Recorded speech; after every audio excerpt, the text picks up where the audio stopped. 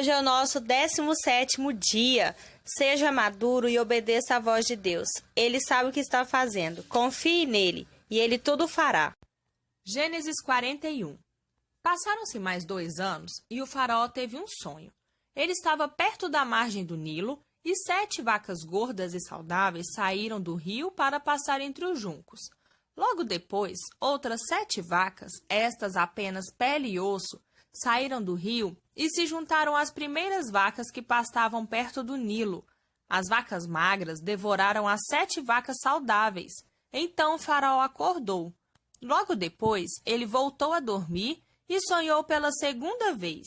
Agora viu 7 espigas de grãos, todas grandes e viçosas, que saíam da mesma haste. Mas outras 7 espigas, estas mirradas e ressecadas pelo vento leste, brotaram no meio delas, e as espigas mirradas engoliram as espigas saudáveis e encorpadas. Então o faraó acordou. Era mais um sonho. Quando o dia amanheceu, ele estava perturbado e mandou chamar todos os magos e sábios do Egito. O faraó contou os 2 sonhos, mas ninguém conseguiu interpretá-los. Então o chefe dos copeiros se manifestou. Acabei de me lembrar de um incidente. Peço desculpas, pois eu devia ter falado isso já faz algum tempo. Certa ocasião, quando o faraó ficou irado comigo e com o chefe dos padeiros, ele nos prendeu na casa do capitão da guarda. E nós 2 tivemos sonhos na mesma noite, cada sonho com seu significado. Aconteceu que havia naquela prisão um escravo hebreu, que prestava serviço ao capitão da guarda. Nós contamos os sonhos a este escravo, e ele os interpretou para nós, um de cada vez. E tudo aconteceu exatamente como ele havia falado. Eu fui restituído às minhas funções e o chefe dos padeiros foi empalado. O faraó mandou buscar José imediatamente. Ele foi retirado às pressas de sua cela, fez a barba, vestiu roupas limpas e então se apresentou ao faraó. O faraó disse a José: tive um sonho, mas ninguém consegue interpretá-lo. Mas fiquei sabendo que você consegue interpretar sonhos. Basta que sejam contados a você. José respondeu: eu não, mas Deus. Ele vai acalmar o coração do faraó. O faraó disse a José: no sonho, eu estava à margem do Nilo. 7 vacas vistosas e cheias de saúde saíram do rio e começaram a pastar no meio dos juncos. Logo em seguida, saíram outras 7, todas magras, só pele e osso. Eu nunca tinha visto vacas tão feias em todo o Egito. As 7 vacas magras e feias comeram as 7 vacas saudáveis. Mas, por incrível que pareça, depois de comê-las, elas continuaram magras e feias como antes. Então acordei. No meu segundo sonho, vi 7 espigas viçosas, cheias de grãos, que saíam da mesma haste. Logo depois delas, brotaram outras 7, mirradas e ressecadas pelo vento leste. E as espigas mirradas engoliram as espigas cheias. Contei os 2 sonhos aos magos, mas eles não chegaram a conclusão alguma.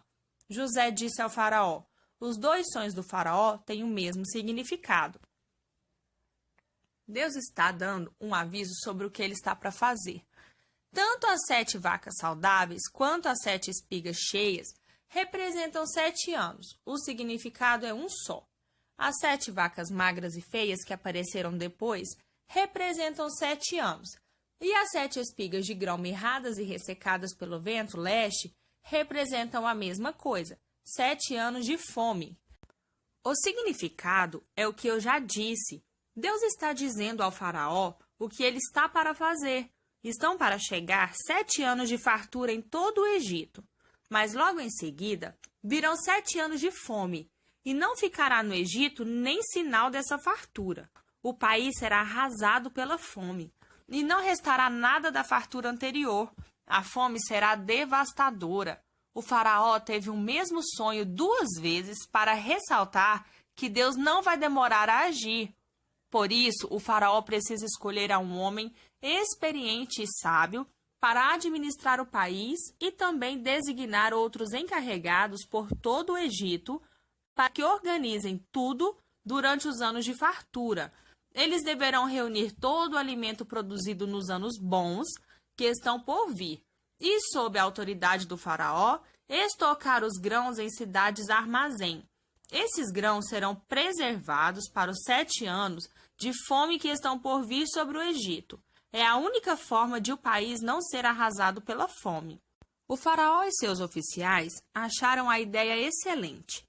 Dirigindo-se a seus oficiais, o faraó perguntou: por acaso não é ele o homem de que precisamos? Encontraremos outra pessoa igual a ele, em que esteja o Espírito de Deus? Em seguida, dirigindo-se a José, declarou: você é a pessoa de quem estamos precisando. Parece que Deus entregou a você o plano detalhado, e ninguém tem a experiência e a sabedoria que você demonstra. De hoje em diante, você será responsável pelos meus negócios. Todo o meu povo seguirá suas ordens. Apenas eu, na condição de rei, estarei acima de você. E foi assim que José recebeu esta incumbência. Estou pondo sob seus cuidados toda a terra do Egito. Em seguida, o faraó tirou seu anel de autoridade e o pôs no dedo de José. Também ordenou que ele fosse vestido com roupas do melhor linho e pôs em seu pescoço um colar de ouro. A segunda carruagem na hierarquia de comando ficou à sua disposição. E quando ele passava, o povo gritava: viva! Desse modo, toda a terra do Egito foi posta sob o comando de José. O faraó disse ainda a José: sou o faraó, mas no Egito nada acontecerá sem seu selo de aprovação.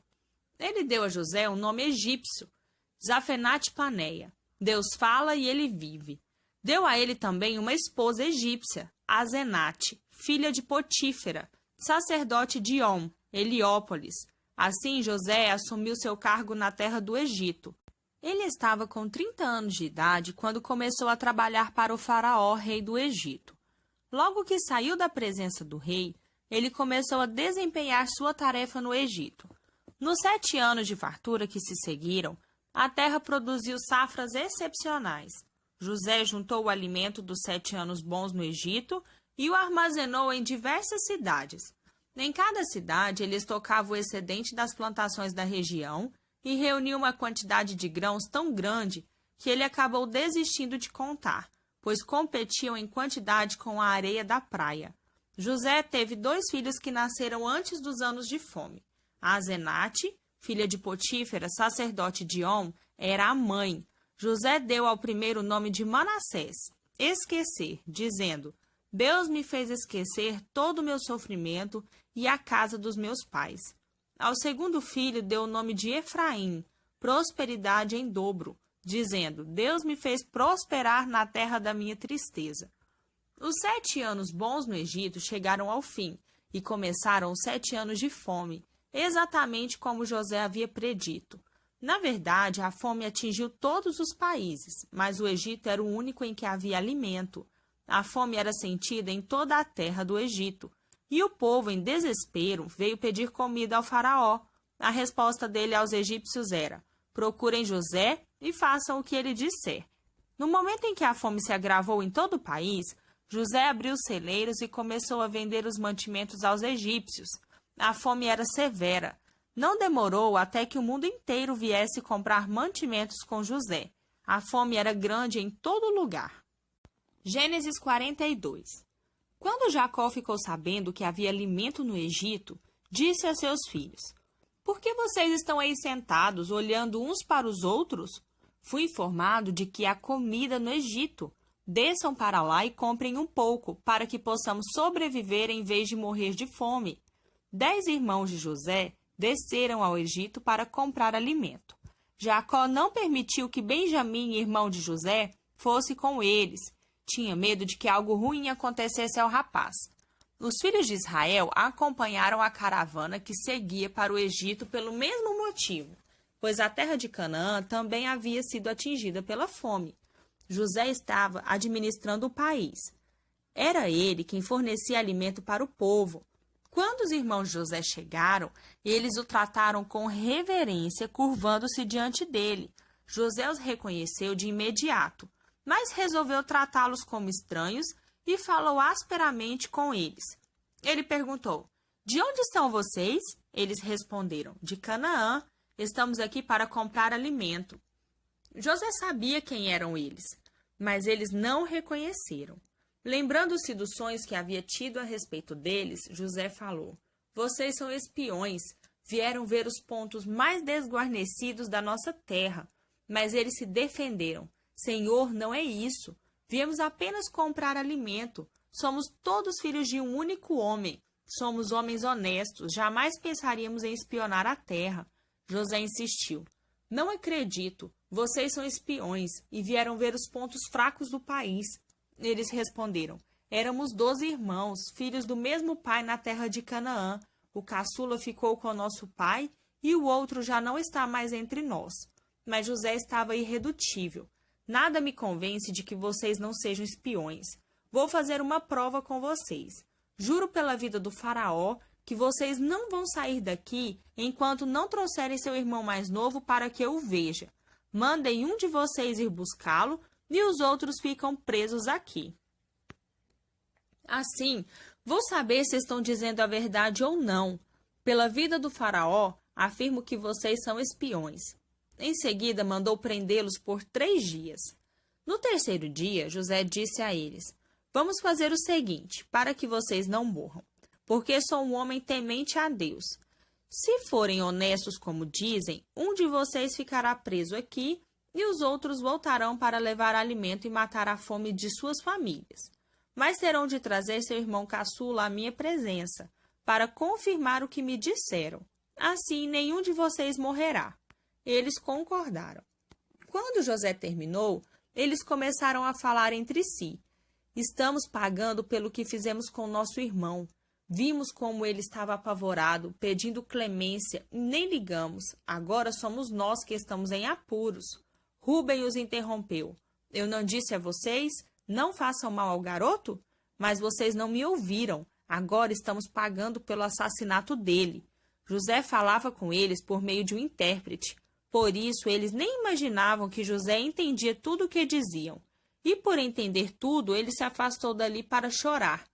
Quando se recompôs, mandou que amarrassem Simeão, que seria agora seu prisioneiro. Os outros apenas assistiam a tudo.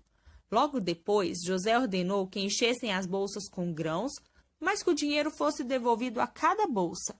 Mandou também que dessem a eles mantimentos para a viagem, e assim foi feito. Eles carregaram os jumentos com os suprimentos e partiram. Ao fazer a primeira parada para passar a noite, um deles foi pegar comida para o jumento. Quando abriu a bolsa, viu que seu dinheiro estava ali bem à mostra. Ele chamou os outros irmãos e disse: Meu dinheiro foi devolvido. Está aqui na minha bolsa. Eles ficaram confusos e assustados. Diziam: O que Deus está fazendo conosco? Quando chegaram de volta à terra de Canaã, contaram a Jacó tudo o que havia acontecido, dizendo: O homem que administra a terra foi muito rude conosco e ainda nos acusou de espionagem. Dissemos a ele: Somos gente honesta, não espiões. Éramos 12 irmãos, filhos do mesmo pai. Um não está mais entre nós, e o outro está com nosso pai em Canaã. Mas o Senhor daquela terra disse: Deixem aqui comigo um de seus irmãos e vão levar a comida para matar a fome da família de vocês. Tragam a mim o irmão caçula de vocês. Será a prova de que vocês são honestos, não espiões. Só então devolverei seu irmão e vocês terão livre acesso a este país. Ao esvaziar as bolsas carregadas de alimento, cada um deles encontrou o dinheiro em sua bolsa. Quando viram o dinheiro, os irmãos e seu pai ficaram preocupados. O pai suspirou: Vocês estão acabando comigo. Já perdi José, fiquei sem Simeão e agora vocês querem levar Benjamim? Se eu permitir, acabo ficando sozinho no mundo. Diante disso, Rúben fez ao pai a seguinte proposta: Deixarei meus 2 filhos como reféns. Se eu não trouxer Benjamim de volta, o Senhor pode matá-los. Deixe Benjamim sob minha responsabilidade e eu o trarei de volta. Mas Jacó não concordou. Meu filho não vai para lá com vocês. Seu irmão já morreu e ele é tudo o que me resta. Se acontecer algo ruim com ele durante a viagem, vou morrer de tristeza. Novo Testamento. Mateus 12, do versículo 1 ao 23. O Senhor do Sábado. No sábado, Jesus e seus discípulos atravessavam uma plantação de cereal. Famintos, os discípulos descascaram algumas espigas e comeram. Alguns fariseus disseram a Jesus: seus discípulos estão quebrando as regras do sábado. Jesus reagiu: é mesmo? Vocês nunca leram o que Davi e seus companheiros fizeram quando estavam com fome? Ele entrou no santuário e comeu o pão fresco do altar, que ninguém podia comer, senão os sacerdotes. Também nunca leram na lei de Deus que os sacerdotes, cumprindo seus deveres no templo, quebravam as regras do sábado o tempo inteiro e não eram condenados por isso?